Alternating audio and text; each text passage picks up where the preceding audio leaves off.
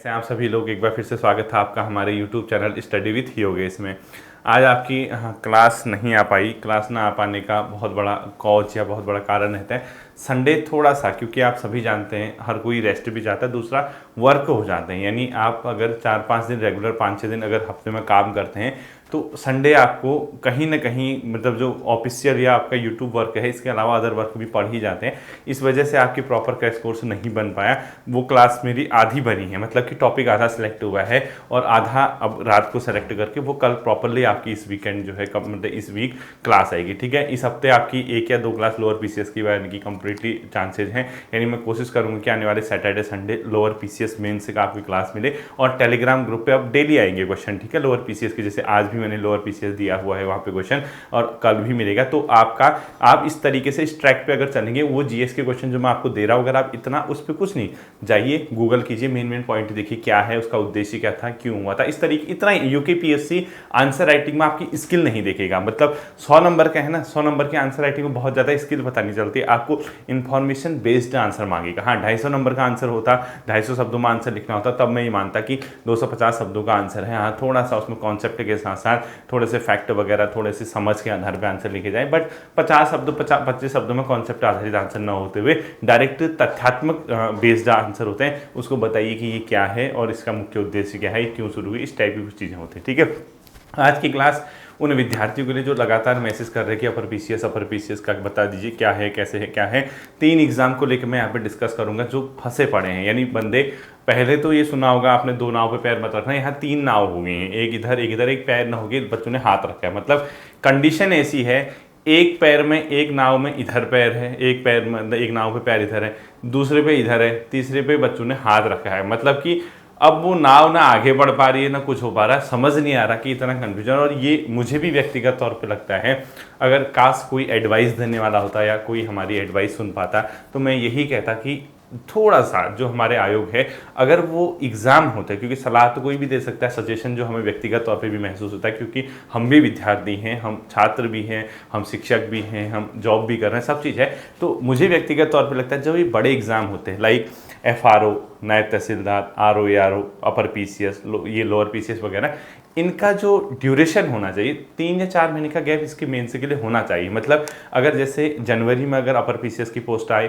तो अप्रैल के आसपास जब तक उसका प्रीलिम्स ना हो जाए तब तक आपका लोअर पीसीएस की पोस्ट नहीं आनी चाहिए। यानी उसके प्रीलिम्स के बाद एफआरओ वगैरह, इस तरीके से अगर ट्रैक पे चलेंगे तो थोड़ा सा एक गैप बना रहेगा। गैप के साथ साथ उन विद्यार्थियों का जहाँ कहीं एक जगह सिलेक्शन नहीं हो पाता वो दूसरी जगह की ओर ध्यान दे सकते हैं। बट हो क्या जाता है, वो सब मैसअप हो जाता है। अब मेन से है अपर पीसीएस, वहीं पे लोअर पीसीएस में वहीं पे उससे 1 महीना पहले एफआरओ, तो बच्चे थोड़ा सा यहाँ पे कंफ्यूज हो जाते हैं। लेकिन यहाँ पर जो सबसे पहले उन सभी विद्यार्थियों को शुभकामनाएं जो आने वाले एग्जाम में मेंस के लिए जा रहे हैं, यानी अपर पीसीएस स्पेशली मेंस के लिए जा रहे हैं।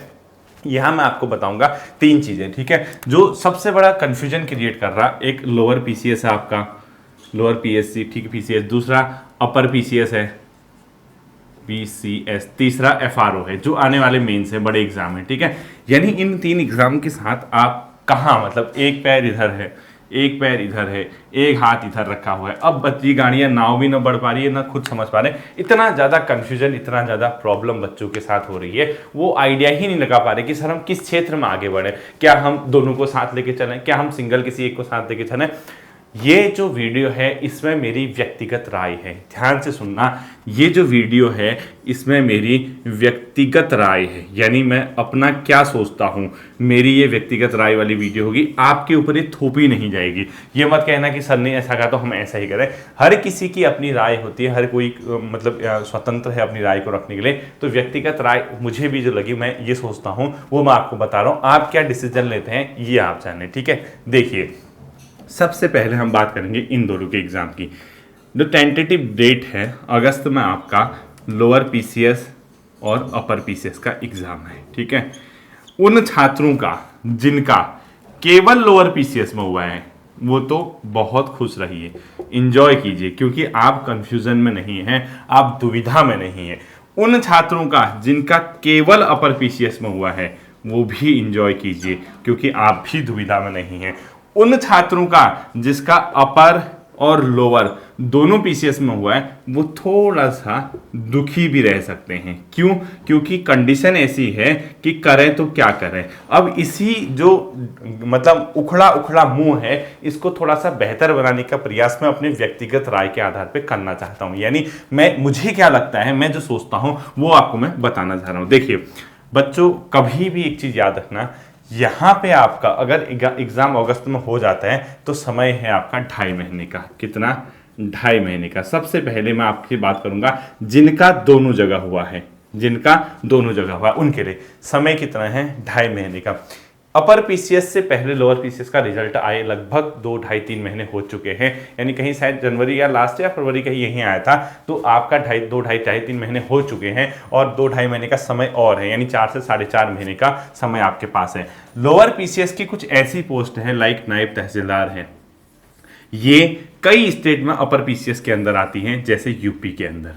अब एक चीज मैं आपसे क्वेश्चन पूछता हूं, एक प्रश्न आप लोगों से मैं करना चाहूंगा, क्या अगर आपसे ये कहा जाए, ये काल्पनिक है, कहा नहीं जाता है, दिखाना पड़ता है, प्रदर्शन करके आना पड़ता है, क्या आपसे ये कहा जाए चल बेटे तुझे मैं अपर लोअर पीसीएस में नायब तहसीलदार का पद अभी दे देता हूं, अभी बिना एग्जाम के, ले तेरे को मैं नायब तहसीलदार बना देता हूं, तू अपर पीसीएस स्किप कर दे। कितने बच्चे हाँ कहेंगे?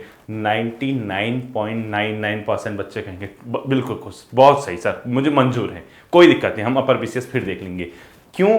क्योंकि दोनों के दोनों एग्जामों में कंप्लीट 100% कॉन्फिडेंस है ही नहीं कि निकलेगा या नहीं निकलेगा, दुविधा में है। अपर पीसीएस के लिए भी सोच रहे हैं, लोअर के लिए भी सोच रहे हैं, कंडीशन ऐसी रख दी, ले बेटा तेरे को नायब तहसीलदार का पद दे देता हूं, तो अपर पीसीएस स्किप कर दे। 99.99% बच्चे कहेंगे सर हमें मंजूर है, हमें पोस्ट मिल गई है, अपर पीसीएस हम देखते रहेंगे, होता रहेगा आगे, ठीक है। वो इसीलिए कह रहे हैं क्योंकि अभी उनके पास जो कंडीशन है 2.5 महीने का जो समय है, उन्हें ये लग रहा है कि शुरुआत करें तो कहां से करें, इतना कम समय है। काश 6 महीने का यहां समय होता तो आपको किताब भी सजेस्ट की जाती, आपको पढ़ने का तरीका भी बताया जाता, आपसे कहा जाता इथिक्स ऐसे तैयार कीजिए, उसकी किताब सजेस्ट करता, आपसे मैथमेटिक्स के लिए सजेस्ट करता, आपको साइंस टेक्नोलॉजी का पोर्शन बताता, आपको इंटरनल सिक्योरिटी, इंटरनेशनल रिलेशन, इसके अलावा जो भी आपका पोर्शन है हिस्ट्री के साथ, जो कल्चर वाला पोर्शन है, हर चीज हर किताब को सजेस्ट करके आंसर राइटिंग की एक प्रकार से चीज बताता कि कैसे इसको लिखा जा सकता है, ठीक है। अब बच्चों का दोनों जगह सिलेक्शन हुआ, पहले मैं इनकी बात कर रहा हूं, इन विद्यार्थियों का दोनों जगह सिलेक्शन हुआ है। बच्चों मेरा व्यक्तिगत मानना है, ध्यान से सुनना, मेरा व्यक्तिगत रूप से मानना है उन छात्रों के लिए, ध्यान से सुनना, शब्द हर शब्द का एक अर्थ होता है, ये मत कहना कि सर ने ऐसा कह दिया, पूरा वाक्य बोलूंगा, अपने मन से अर्थ मत निकालना। उन छात्रों के लिए जिसने पहले कभी मेंस नहीं लिखा है, उन छात्रों के लिए जिसने कभी पहले मेंस नहीं लिखा है, पहली बार मेंस लिखने जा रहा और धीरे धीरे अपने कॉन्फिडेंस को डेवलप कर रहा और लोअर पीसीएस से वो शुरुआत कर रहा है, उससे मैं एक ही रिक्वेस्ट करूंगा, अपर पीसीएस को बहुत ज़्यादा फोकस मत करना। क्यों? क्योंकि कंडीशन ऐसी बनानी, ले बेटा तुझे मैं नायब तहसीलदार का पद दे देता हूँ, तो अपर पीसीएस को फिलहाल के लिए बैकडोर में रख, यानी उतना ज़्यादा उस पर फोकस मत कर, ठीक है। तो मैं आपसे ये कहूँगा, लोअर पीसीएस के जितने भी छात्र हैं और जिनका पहली बार मेंस है, जिसको बहुत ज़्यादा एक्सपीरियंस अपर पीसीएस या आंसर राइटिंग का नहीं है और वो धीरे धीरे लोअर पीसीएस के ट्रैक पर आ रहे हैं, उनसे मैं कहूंगा 100% फोकस यहां करना। क्यों? ऐसा ना हो कि कहीं अपर पीसीएस भी हाथ से घुस गया, लोअर पीसीएस भी हाथ से घुस गया।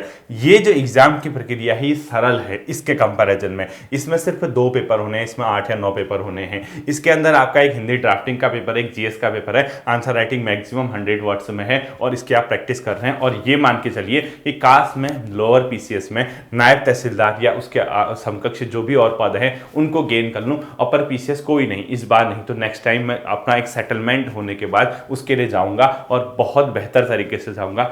इतने गट्स पता नहीं कितने छात्रों के पास है। दुख होता है, हम किस बेस पे छोड़ दें भाई जब हमारा दोनों जगह हुआ है। कई लोग आपको ये सलाह देंगे नहीं अपर पीसीएस के साथ लोअर पीसीएस किया जा सकता है। बच्चों ऐसा नहीं होना चाहिए, नहीं होना चाहिए, नहीं होना चाहिए कि आदमी न इधर का रहा न उधर का। अब जो ये कहते हैं कि अपर के साथ लोअर कर लो, उनसे ये कहना हिंदी ग्रामर का जो पेपर है पूरा 200-250 नंबर का, उसको कि जो समय दिया जाएगा वो लोअर पीसीएस में कहाँ यूज होगा। उनसे कहना साइंस एंड टेक्नोलॉजी जहाँ लोअर पीसीएस में एक आधे क्वेश्चन बड़ी मुश्किल से आएंगे, पूरा 200-250 नंबर का पेपर, उनसे कहना कहाँ हम इसको समझ लेंगे तो उसका क्या होगा। उनसे कहना जो मैथमेटिक्स से है जिसका रोल ही नहीं है लोअर पीसीएस में, उसका क्या होगा। उनसे कहना इथिक्स का क्या होगा जिसका रोल ही नहीं। जब इतनी चीज़ें आपकी एक्स्ट्रा आ चुकी हैं तो आप इसको जब समय देंगे, 2.5 महीने का समय है, मेरा तो ये मानना है कि टोटली जो है ये टोटल पोर्शन में ही 2.5 महीना लग जाएगा। फिर कहाँ हिस्ट्री गई, कहाँ जियोग्राफी गई। यहाँ बड़ी मुश्किल से 1-2 क्वेश्चन आपके हिस्ट्री के आएंगे, यहाँ पूरा 200-250 नंबर का एक पेपर है हिस्ट्री का। यहाँ 1-2 क्वेश्चन मुश्किल से जियोग्राफी के आएंगे, यहाँ कंप्लीट एक पेपर है। यहाँ पॉलिटी के 2-3 क्वेश्चन आएंगे, यहाँ कंप्लीट एक पेपर है। यहाँ इकोनॉमी के क्वेश्चन आएंगे, यहाँ कंप्लीट एक पेपर है। यानी आप कुछ क्वेश्चनों के चक्कर में कंप्लीट सब्जेक्ट डिटेल वाइज, हाँ समय होता मैं आपसे कहता दोनों को साथ लेके चलो, समय ही नहीं है। इससे अच्छा आपकी सबसे बड़ी परीक्षा ये होगी अपने दिल पर पत्थर रख के करना कि यार मैं किस ओर जाऊं। हाँ, किसी विद्यार्थी को ये लगता है कि मैं ऑलरेडी सेटल हूं, मैं पहले, अभी ये किसके लिए कहा, ये कहा किसके लिए, सबके लिए नहीं कहा। ये पहली बार सेंटेंस जो बोला गया उनसे कहा गया जो पहली बार मेंस के लिए जा रहे हैं, जिनको ये लगता है कि हम पहली बार मेंस लिखेंगे, जिसको आइडिया नहीं है और लोअर पीसीएस में थोड़ा अच्छा खासा वो कमांड बना रहे हैं, धीरे धीरे आगे बढ़ रहे हैं। तो उनसे मैं यही रिक्वेस्ट करूंगा कि बच्चों दोनों नाव पे पैर मत रखना, बहुत क्लोज है, बहुत ज़्यादा। अगर यहाँ भी साथ लेके चलोगे हिल जाओगे, हिल। पता लगा ना इधर का मिला ना उधर का मिला, फिर वही अगली बार बीपीडीओ वीडियो के फॉर्म का वेट करोगे, पटवारी लेखपाल के फॉर्म का वेट करोगे। ऐसी कंडीशन नहीं आनी चाहिए। यही होता है धैर्य, यही होता है संयम। आपसे मैं ये कहता हूँ 2 जगह 50-50% ज्ञान रखने से अच्छा, 50-50% कॉन्फिडेंस रखने से अच्छा, एक जगह 100% कॉन्फिडेंस रखो। और ये मान के चलो इस जो अपर पीसीएस है 300 लगभग 14 पोस्ट हैं, इसके अलावा जो अभी 3-3.5-4 हज़ार निकले उन सबको बाहर होना है। और यहाँ 100 कुछ पोस्ट होंगी लोअर पीसीएस में। तो मैं आपसे ये कहूँगा जो पहली बार तैयारी करे, जिसका लोअर पीसीएस में भी सिलेक्शन हुआ है, उससे मैं ये कहूँगा 100% लोअर पीसीएस में ध्यान लगाना, लोअर पीसीएस में, ठीक है। इसको 100% देना। और क्योंकि ये मान के चलना कि अगर आप नायब तहसीलदार है, कुछ पद गेन कर जाते हैं, भविष्य में आपको अपर पीसीएस में बैठने का मौका मिलेगा, तब आप मेंटली फ्री रहेंगे। आप सोचेंगे कि यार हाँ एटलीस्ट मेरे पास एक एग्जाम है जहां मैं सेटल हूं, अब मैं कंप्लीट अपर पीसीएस को ध्यान रखता हूं। भगवान न करे कहीं आपने दोनों में हाथ पैर डाल दिए और न इधर का मिला न उधर का मिला, तब आप लोग परेशान हो जाएंगे। क्योंकि आपका अपर पीसीएस की यहां से तैयारी करने का मतलब कई चीजें ऐसी हैं जो आपको फालतू का समय खा जाएंगी और लोअर पीसीएस आपका छूट सकता है। छूट सकता है का मतलब आप इसमें 100% ध्यान दो, तब जाके आपसे बेहतर होगा। अब इसी सेंटेंस को दूसरे तरीके से, जो छात्र पहली बार मेन से लिख रहे हैं लेकिन जिसने अच्छी खासी कोचिंग की है, पोस्ट आने से ही पहले, विज्ञापन आने से पहले, जो अपर पीसीएस के अपर पीसीएस के सिलेबस के अकॉर्डिंग चल रहा था, जिसने अपर पीसीएस का सिलेबस देखा, पेपर देखे और उसको पता था कि ये चीज़ें पूछी जानी है, वो पहले से तैयारी कर रहा है। ध्यान से सुनना, 1 साल 1.5 साल 1.25 साल से पहले से तैयारी कर रहा है, जिसको ये लगता है कि मेन से मेरा ठीक है, मैं कर सकता हूँ, वो बच्चे दोनों साथ लेके चल सकते हैं, ठीक है। यानी lower PCS plus upper PCS, ठीक है, वो दोनों साथ लेके चल सकते हैं पीसीएस। कौन? ऐसे विद्यार्थी जो पिछले 1-1.5 साल पहले से अपर पीसीएस के सिलेबस को पढ़ रहे हैं, उसके मेंस के अकॉर्डिंग चल रहे हैं, तो उनके लिए 2.5 महीना 3 महीना बहुत मायने नहीं रखता, उनकी प्रैक्टिस है, वो कर सकते हैं। वो छात्र दोनों को साथ लेके चल सकते हैं उनको, क्योंकि अगर वो पहले से तैयारी कर रहे हैं, पहले से किसकी, इसकी नहीं, इसकी तैयारी कर रहे हैं, तो अगर ये बहुत बड़ा घड़ा है तो यहाँ से छन छन के जो निकलेगा वो आपका लोअर पीसीएस में आपके काम आ सकता है। लेकिन ऐसे छात्र जो मैंने पहली कंडीशन बता दी, वो आप लोग थोड़ा सा उसमें क्या करना, बच के चलना। और जो टोटल मैंने कहानी बताई, ये मेरी क्या है, व्यक्तिगत राय है, ठीक है। अब आता है ऐसे बच्चे जिनका यहाँ पर पहली बार लोअर पीसीएस हुआ है, पहली बार जो है लोअर पीसीएस हुआ है, ठीक है।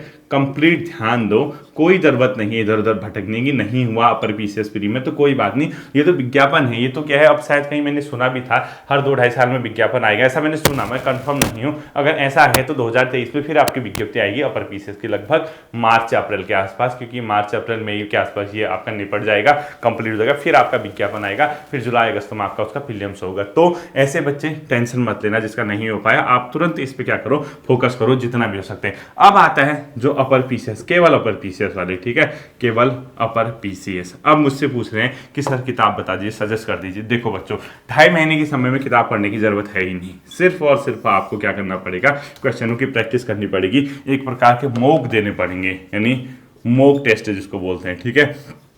कोई आपसे मॉक टेस्ट, अब मैं सजेस्ट नहीं कर सकता, मुझे खुद नहीं पता कौन कराता क्या नहीं कराता, लेकिन मॉक टेस्ट देना ही यहाँ पर अंतिम विकल्प बचता है। अगर आप सोचेंगे कि 200-250 नंबर की हिस्ट्री का पेपर है, उसको हिस्ट्री शुरुआत करूँ, हिस्ट्री पढ़ने लगूँ, हिस्ट्री के लिए किताब लेके आऊँ मार्केट से, भारी भरकम किताब है, तो 2.5 महीने तो आपका उसका सिलेबस देखने में ही निकल जाएगा। इतना वास्ट, इतना बड़ा सिलेबस है कि पॉसिबल ही नहीं है, व्यवहारिक है ही नहीं ऐसे छात्रों के लिए जो पहली बार मेंस की तैयारी कर रहे हैं। वो केवल अगर उनका है तो आने वाले समय के लिए वो बेहतर तैयारी कर सकते हैं, लेकिन इस बार के लिए केवल मॉक देखे जाना। अगर आपने पहले नहीं पढ़ा तो आपके लिए मॉक के अलावा कोई विकल्प नहीं। हाँ, जो छात्र पहले से तैयारी कर रहे हैं वो तो खैर जानते ही हैं किस तरीके से क्वेश्चन पूछे जा सकते हैं, किस तरीके से कितनी जल्दी रिविजन। 2 टाइप की कंडीशन है। इस 2.5 महीने में कई बच्चे ऐसे होंगे जिसको रिवाइज करना होगा, केवल रिविजन के तौर पर देख रहे होंगे, और कई ऐसे होंगे जो न्यू स्टार्ट करना होगा। तो न्यू स्टार्ट वालों से मैं ये कहूँगा, किताब खोल के नई तैयारी करने से बेहतर ये है कि आप लोग मॉक टेस्ट दीजिए, देखिए किस किस तरीके से क्वेश्चन पूछे जा रहे हैं, उस टाइप के क्वेश्चन आप लोग तैयार कीजिए। लेकिन सिलेबस इतना बड़ा है कि 2.5 महीने के अंदर पता नहीं कैसे मतलब 7 या 8 पेपर तैयार होंगे, कि मैं खुद ही मेरे समझ से बाहर है, खुद ही ये माइंड जो है हैंग हो जा रहा है। ठीक है, अब ये क्या है, कैसा है, क्या है, ऐसा ये मत सोचना कि सर हमें डरा रहे हैं, सर हमें ये कर रहे हैं। बच्चों, मैं प्रैक्टिकली, मैं व्यवहारिक चीज बताता हूँ जो मुझे दिखती है, और मैंने पहले कहा था ये वीडियो मेरी व्यक्तिगत राय पर आधारित है। ये आपकी राय मुझसे अलग हो सकती है, मैं ये मानता हूँ, ये कोई डराने वाली बात नहीं, सच्चाई। अगर इस पेपर के लिए आपको 6 महीने का भी समय होता तो मैं आपको किताबें जरूर सजेस्ट करता, मैं बताता कि कहाँ से आप लोग कंटेंट को तैयार कीजिए। लेकिन इतने कम समय में आपके पास ओल्ड क्वेश्चन पेपर, चाहे वो यूपीपीएससी के हो, यूपीपीसीएस के हो, इसको देखने से बेहतर इसको देखना, या आपको जो मतलब एक बुकलेट वगैरह आती है, जैसे यूपीएससी ने कौन कौन से क्वेश्चन पूछे हैं पिछले प्रीवियस ईयर में, उस तरीके से जो मतलब मेंस के अलग अलग हिस्ट्री, ज्योग्राफी, पॉलिटी, इकोनॉमी के क्वेश्चनों का सेट लेके आना, यही आपको, और उन्हीं के आप 2-2.5 महीने से अगर प्रैक्टिस करते हैं तो वही आपके लिए बेहतर साबित होगा। अगर आपको किताब चाहिए ही, आपको लगता है नहीं सर हमें किताब बता ही दीजिए, तो मैं एक दृष्टि की आती है अलग अलग सब्जेक्ट की, दृष्टि की बुक आती है, उसमें दृष्टि क्विक रिवीजन करके कुछ होगा, मतलब क्विक रिवीजन करके या क्विक बुकलेट करके कुछ आती है, 200-225 रुपए की कुछ आएगी, वो क्विक रिवीजन या क्विक बुकलेट करके है, क्विक कुछ लिखा होगा उसमें, वो अलग अलग सब्जेक्ट की आती है, हिस्ट्री, पॉलिटी, ज्योग्राफी, इकोनॉमी और साइंस टेक वगैरह की। वो मैं आपको सजेस्ट कर सकता हूँ किताब के लिए। क्यों? क्योंकि समय कम है। समय कम है तो उतना अगर आप लोग कर पाते हैं, उतना कंटेंट अगर आपने कवर कर लिया, वो भी आप लोगों के लिए बहुत ज्यादा क्या है, बड़ी बात है। लेकिन आप लोग, अब कई बच्चे ये कह रहे हैं सर हमारा केवल अपर पीसीएस, हम दें न दें, बिल्कुल दीजिए। एग्जाम का एक्सपीरियंस होता है, एग्जाम हॉल पे जाइए, देखिए, आने वाले समय के लिए भी आपके लिए फायदा होगा, एक अनुमान आप लगा पाओगे कि कैसा मेंस होता है, किस तरीके से। लेकिन मुझे अभी के दौर पे, अभी के समय ये मत पूछना कि सर कौन सी किताब हम लेके पढ़ें, क्योंकि अगर आप सिर्फ 2.5 महीने के हिसाब से किताब पूछ रहे हैं तो बहुत ज्यादा मुश्किल है मेरे लिए सजेस्ट करना।